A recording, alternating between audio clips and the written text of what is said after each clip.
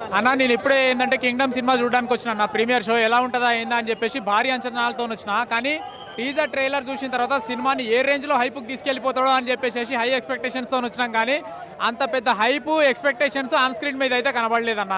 విజయ్ దేవరకొండ గారు ఏంటంటే సత్యదేవ్ గారు ఫుల్లీ డిసప్పాయింట్ చేసి పడేసిరని చెప్పేసి చెప్పుకోవచ్చు. అట్లా అని చెప్పేసి వాళ్ళ యాక్టింగ్ పరంగా చూసుకుంటే వాళ్ళ యాక్టింగ్కి దానికి మార్క్స్ చేయడానికి అవకాశం లేదని కాదు.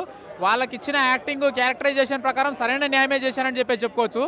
కానీ మూవీ మొత్తం మీద సాంగ్స్ లేకపోవడము, ఇంకోటి ఏంటంటే మన హీరోయిన్ గారిని ఏంటంటే సాంగ్స్లో మళ్ళీ టీజర్లో ఒక రకంగా చూపెట్టిరు, కానీ ఇక్కడ సినిమాలో ఏంటంటే ఇంకో రకంగా చూపెట్టిరు.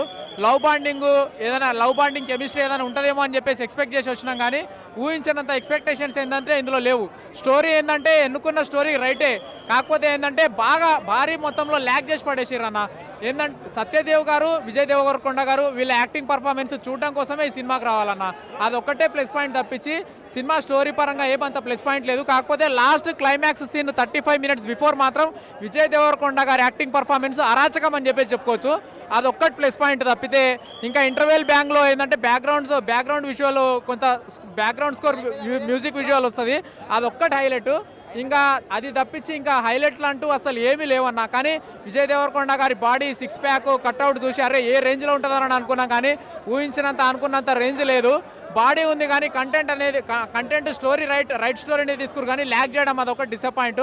వన్ టైం చూడొచ్చు అన్న, మూవీ వన్ టైం చూడొచ్చు, మరీ అంత డిసప్పాయింట్ కాదు. సత్యదేవ్ గారి కోసం, విజయ్ దేవరకొండ గారి కోసం వన్ టైం చూడొచ్చు థియేటర్కి వచ్చి.